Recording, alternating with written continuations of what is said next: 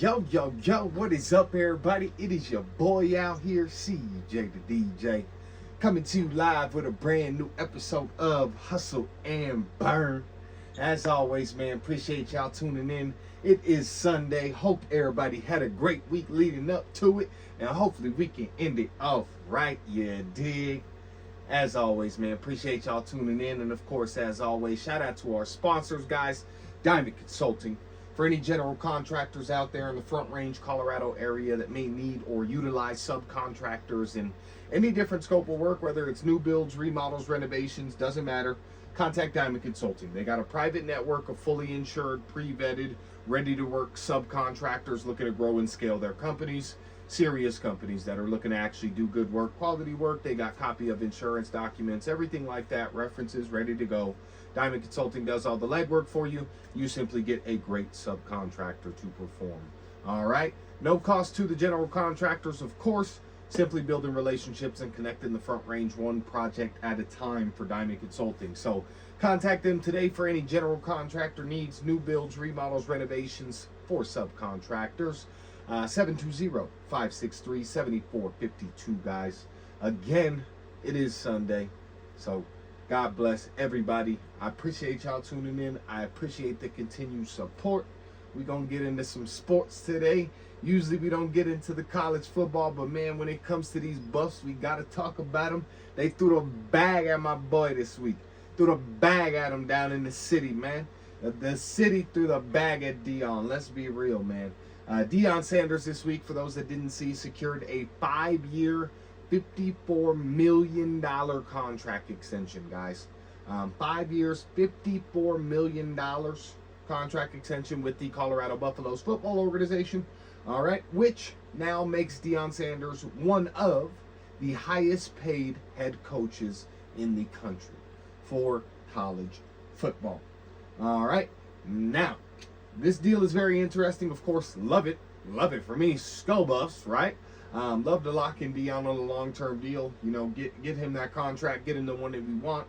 Shout out to the AD, man. He told Deion point blank at the beginning, we don't have the money to pay you right now, but I'm telling you, if you can come in and just do what you say you could do, we will have the money. And look where we at, man. So, you know, shout out to not only the AD believing in Deion, but Deion also believing in the athletic director as well up at CU and the university, man. But this deal, you know, significantly, I would say, decreases the odds that any other college program is going to lure Deion Sanders away. And that's just the reality. The reality at this point, with him now being one of the highest paid head coaches in college football, is what's the point in leaving just to go coach for an Alabama or a Florida State, right?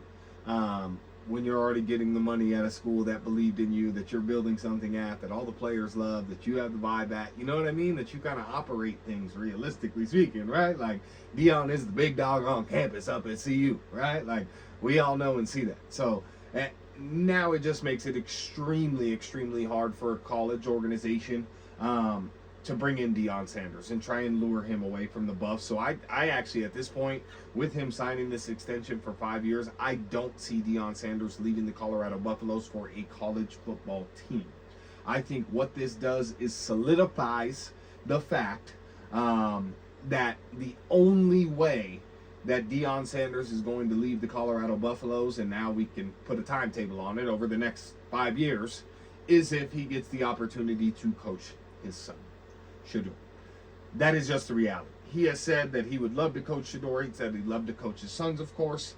And realistically, you know, the way that the league is shaking out, the way the draft is shaking out, again, as we mentioned last week, Shedeur is looking like a top draft pick again, even though his stock came down, it's rising back up as these kind of, you know, free agency signings and things of that nature have happened. So realistically, I think, you know, despite the money and $54 million a year, the biggest factor, you know, probably that could take him away and lure him to an NFL team, and that's the only place he's going to go is NFL at this point, because no college team can pay him more than he's already making at CU. So again, what's the point of leaving? Is going to be to coach Shedeur. So we now have to keep a very close eye on that, guys. I'm telling you, I get it, but we see it often. These coaches, these players, they sign these 2, 3, 4, 5, 6 year extensions, and a year or two later they're out of there, man. Whether it be fired, whether it be that they just leave to accept another position, you know what I mean? So keep an eye on it. But shout out to Dion and shout out to the Buffs, man. Shout out to the CU Buffs organization, the AD, athletic director, up at CU, actually making moves. Like, let's go, Buffs, right? Let's go, Buffs. But that's what's going on down in Dionville and Boulder, man. Shout out the city. In the NFL, not really much going on this week, guys. Again, we said it last week. When you have such a huge first week of free agency and all the madness, you start to see more low-key moves going on, more strategic moves going on this week. A big move this week, though, that I did want to bring up and kind of point out and get into just a little bit here is John Harbaugh getting extended with the Baltimore Ravens, guys, for another 3 years, okay? John Harbaugh has been with the Ravens for a very long time, okay? At this point, I love the way that John and his brother Jim, I've said it, over in LA, the Harbaugh boy in LA, with Herbie, my boy Herbie. I love it. I love the way they coach, realistically. They have a smash mouth. Lord, I cannot talk today. They have a smash mouth football type of style, an old school type of style in their coaching, and I do like that. I do like that about them. But what I want to say is we need to be real in the fact that we need to start evaluating John Harbaugh the same way that people are beginning to evaluate Mike Tomlin, in the sense of maybe they can't get it done. Because as I mentioned, and I was mentioning this probably mid-season, bro, and I had people telling me that I was incorrect on this, but at the end of the day, Mike Tomlin's seat is warming up. It is hot, I would say. And that's just the reality. The Steelers have not won a playoff game since the 2016-2017 season, okay? That's ridiculous. That is absolutely ridiculous. Tomlin's a great coach. He always keeps the team competitive. We always see that, right? They always got a good defense. They're always competitive. Somehow Pittsburgh is always in the mix, but they can't get it done. At the end of the day, he hasn't delivered when it matters. And that's just the bottom line. And now you flip to Harbaugh, and he has been better than Tomlin over the last decade. You know what I mean? But a lot of that is because he's had Lamar Jackson and things of that nature. But how long do you stick with someone who can't get you past the hump? Like, I just don't get it with the NFL. Like, you see it in the NBA oftentimes, a lot of times, realistically, whether it's coaches or players. In the NBA, if you're underperforming for 2 to 4 years as a coach, you're gone, bro. Like, there's no questions asked. If you're underperforming in the NBA for 2 to 4 years, you are gone. You will not be coaching that organization. And in the NFL, these coaches stick around 10 plus years, bro, with no real playoff success. No, like, at the end of the day, no Super Bowls. Like, I'm sorry, bro. Are you telling me as the Ravens organization, you're thinking potentially of getting rid of Lamar Jackson or moving Lamar Jackson if you don't win a Super Bowl over the next 1 to 2 years? You're potentially thinking of letting Lamar Jackson walk out of this organization potentially before you replace a John Harbaugh. That is just absolutely nuts to me. I think him and Mike Tomlin need to be on the hottest of hot seats. If they don't get it done this season, both them guys need to be fired. Fired. Mike Tomlin, John Harbaugh, y'all are on the hot seat this upcoming season, in my humble opinion. I'm just saying, man. Again, you see it in the NBA. These guys are 2 to 4 years. If you don't do good, you're out of there. I don't understand when we see these coaches go for so long. And then you see certain teams that fire coaches after 2, 3, 4 years. You know what I mean? It's like, okay, right? Like, again, guys, Mike Tomlin and the Steelers have not made a playoff run since the 2016-2017 season. That's damn near a decade. That's absurd. That's absurd to even sit here and say that he still has a job in that regard. Like, it just doesn't sit right. It's very confusing to me, realistically. But hey, that's the NFL, man. Sometimes it's the not for long league. Sometimes it's the forever league. Shit, who knows? But continuing with the league, the not for long league. Not for long. Sayonara, Aaron Rodgers. The Aaron Rodgers situation at this point is still to be determined. But I personally am going to just put this out there. I don't think Aaron Rodgers ever plays a down of football again. And I know a lot of people are saying there was like reports that said, oh, Aaron Rodgers could sit out the 2025 season. Brother, if Aaron Rodgers sits out this season, Aaron Rodgers is done. Okay? I just want to say that. Like, there's no sit out for a season. All right? There's no sit out for a season there's no sit out for a season at that junction. Okay? At that level. So at the end of the day, or at that age, I should say, at the point in his career that he is what I'm trying to get off. All right. Sorry, I had some technical difficulty. Y'all probably saw me get a little thrown off. But at the end of the day, man, Aaron Rodgers is in my opinion, I think the NFL is going to move on without Aaron Rodgers and ultimately without the legacy of Aaron Rodgers. I think that the ride off into the sunset, if you will, for Aaron Rodgers is not happening. I don't think Aaron Rodgers is going to get that ride off into the sunset kind of farewell tour. He went out horrifically sad, in my opinion, with the debacle with the Jets. I mean, horrifically sad. You can't put it all on him, the Achilles, the age, but A-Rod went out sad, and I don't see him ever playing a down of football again.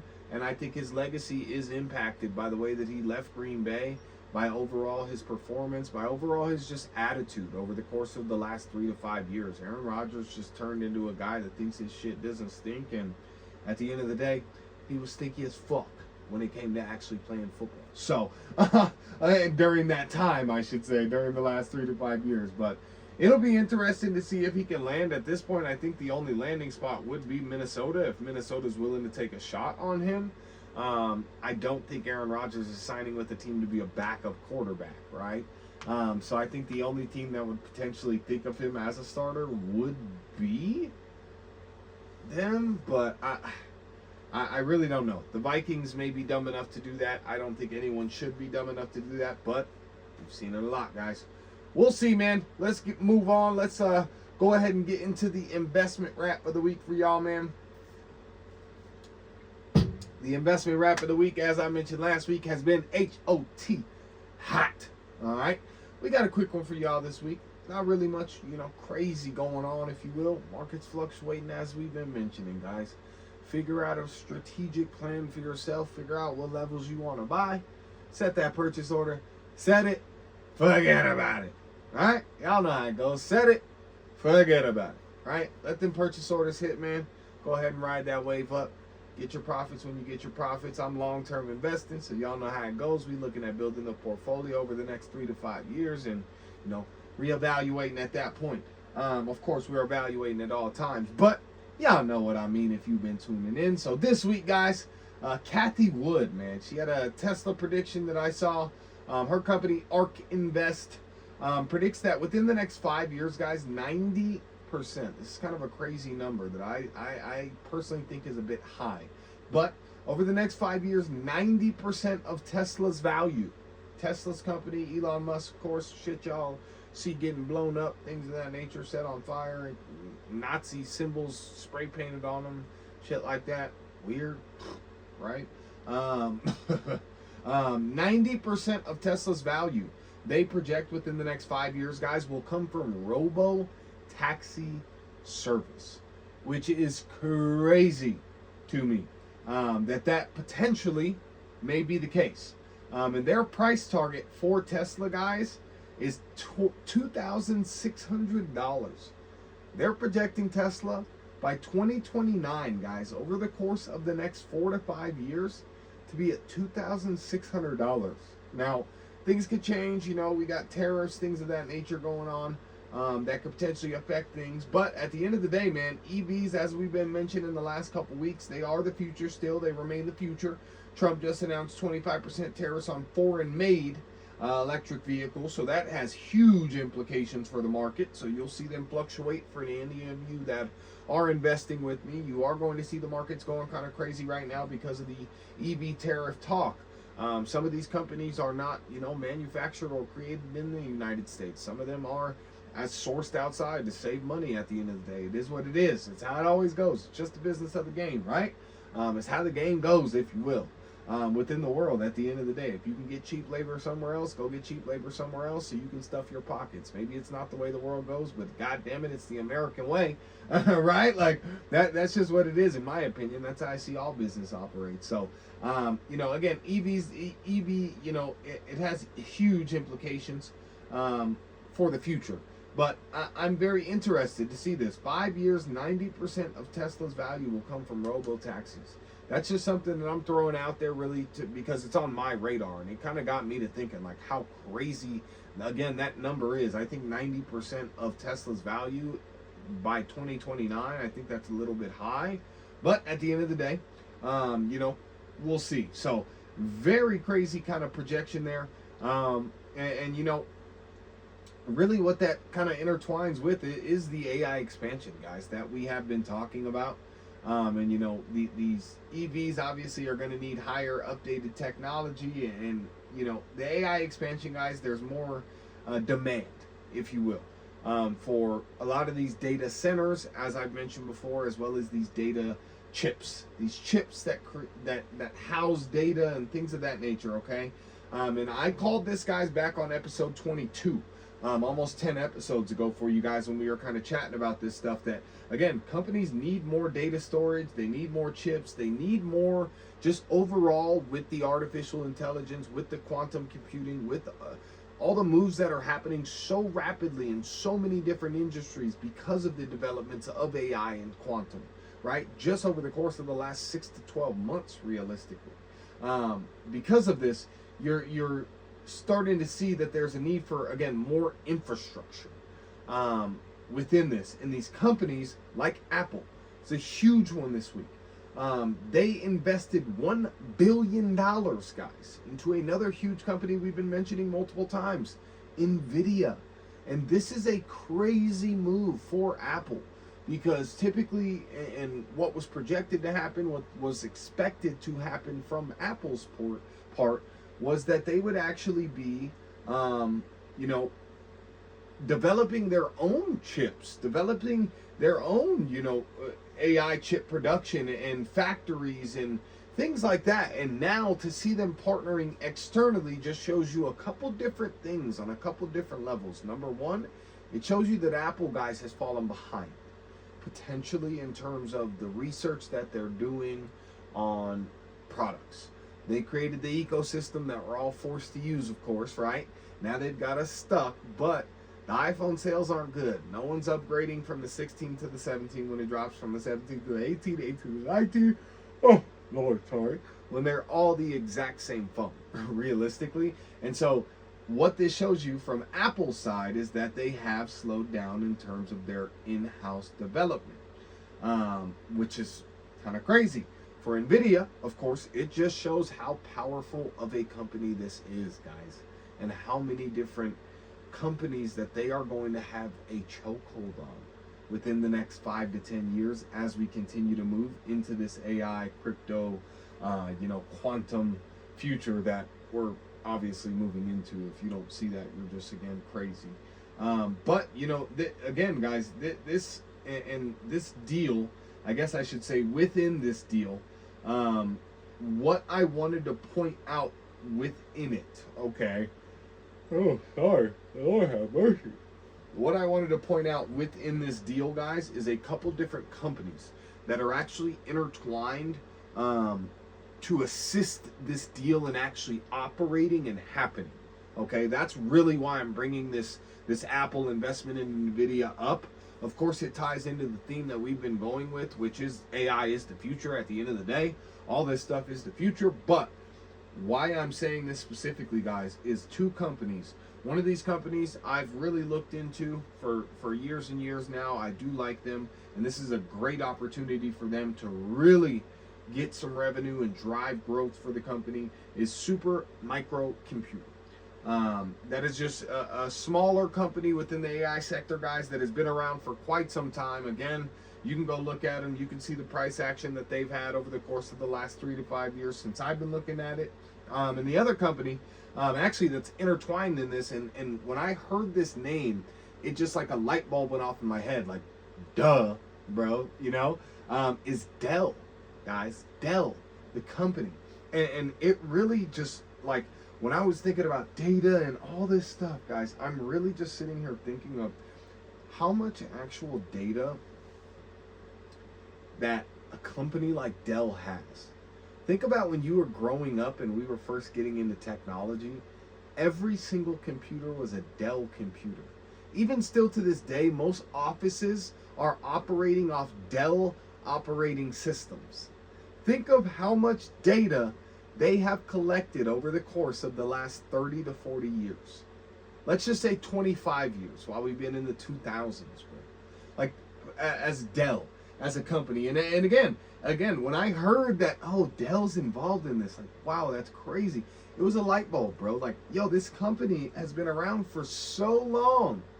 And now look at them continuing to move into the future and get a foothold into the future. And that's what good companies do, guys. That's why I'm pointing this out and why I wanted to bring this up specifically. Was, again, super microcomputer, great small company to look into for investing.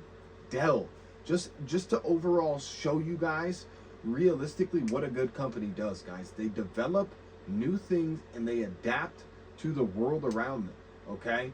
They adapt to what's going on. Dell wouldn't be around if they hadn't been adapting since I was in elementary school, okay? And I was on a big-ass, thick-ass Dell fucking box, right? That you could hear the fan blowing out the back, fam. Had to give it a rest because the joint was overheating, right? Like, yo, that's how long these guys been around collecting data.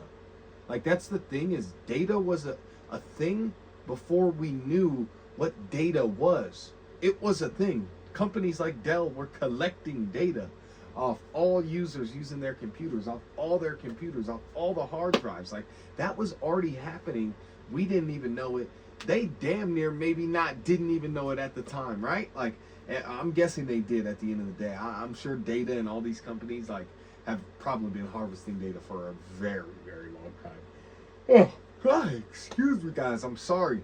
This is a late night recording instead of a day recording. So I'm a little tired. I apologize. I apologize for yawning like that. That's my third time. I gotta get it together, man.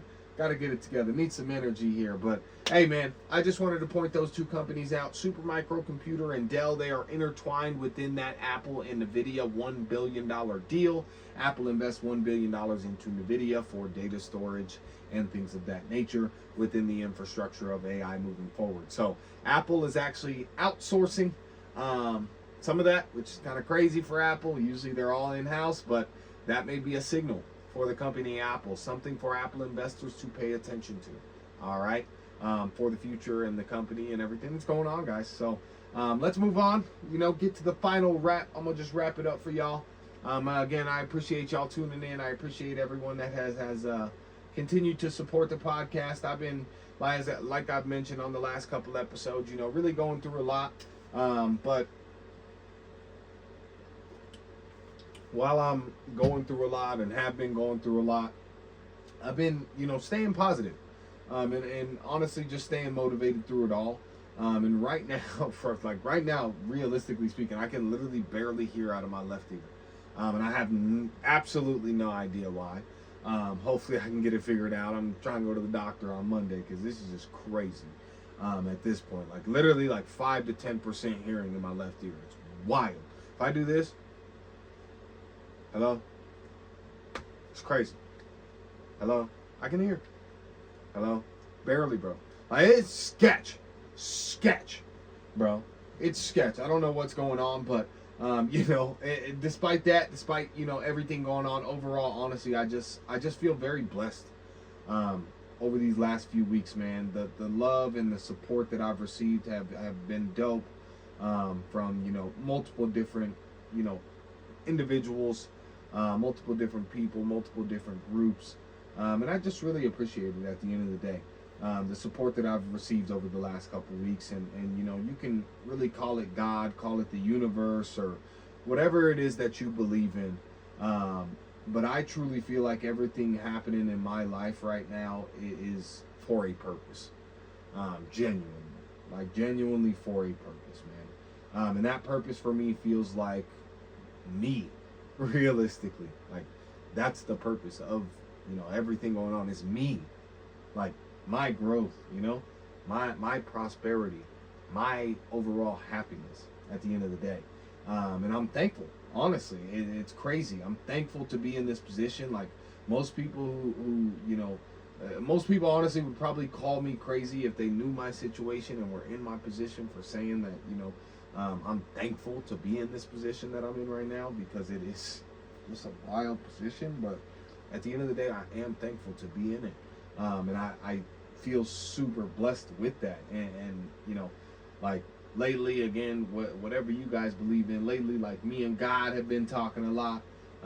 And you know, about a week or two ago, something really happened to me that just kind of put everything into alignment for me. I really think like it was a simple yet powerful conversation with God, and He just responded in that moment as well as after, not just in one way but multiple ways. And you know, that kind of response, right? Like when you're asking for something from God, from the universe, and you get that sort of response, and especially if it's a quick response, like God does not have to respond to you quickly. That's something my mom said, because of a little situation that we had. But like God does not have to respond to you, you know, quickly. And if He does, that means you are a blessed individual. You're a you know, a highly favored individual at the end of the day, whatever you want to believe, right? But I truly think that, you know, that kind of response is not a coincidence, guys, and it is something that, you know, you have to pay attention to. And I think life, especially as, you know, men navigating this world, women too, of course, you know, but I think as men, we really, as we go through this life, as we grow through this life, it requires us to have those real, you know, tough conversations with ourselves, realistically. And you have to be willing to do that. No sugarcoating shit, no excuses for shit, just straight accountability. Like genuine accountability for who you are, what you are, where you are. Like genuine accountability, and not trying to place blame and not trying to deflect anything onto other people, just genuine accountability. Like I think that's one of the biggest issues today, is people don't want to take responsibility for themselves and their own actions. They'd rather blame something or someone else, like their upbringing or their lack of opportunities that they were given and handed, right? Like it's, you know, different aspects of life, of course. But you guys get what I'm saying. At the end of the day, I think that's a big problem, man. They'd rather blame something. But I've learned, just me personally, like, and I'm honestly blessed, like, that I'm able to do this so well. I honestly do this very well. It's kind of crazy to me to even think about and say, but at the end of the day, like, I've really learned to look in the mirror and be honest with yourself about, you know, what's working, what's not working, and what needs to change. And again, I'm very blessed that I have the ability to do that with you know, not ease, I would say. It's always tough to have those conversations, but I genuinely have those conversations with myself. I genuinely have those in the mirror, by myself conversations, like, you know, what's working, what's not, what needs to change, like where are we at, man? And you know, that level of clarity for me, especially as of late, has been such a, like, breath of fresh air. And you know, everything happening in my life is exactly as it's supposed to be. And that's just the reality of it. It's exactly as it's supposed to be, and because of that, the only outcome is a better me from this.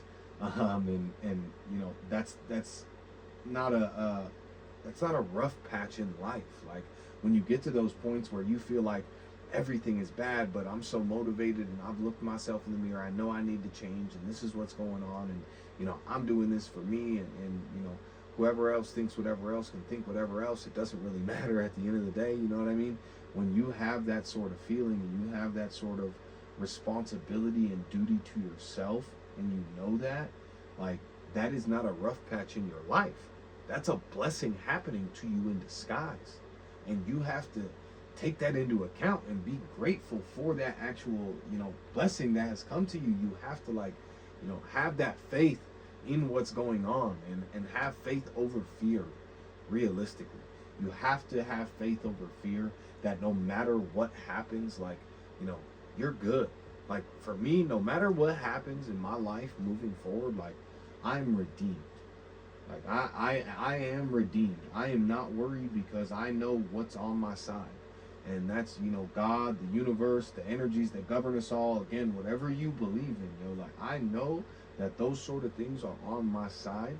And you know, that I am redeemed from, you know, anything that I may have done in the past, any type of individual I may have been in the past, right? Like, and you know, I have confidence in saying that. I have confidence in feeling that way, and I'm glad that I feel that way.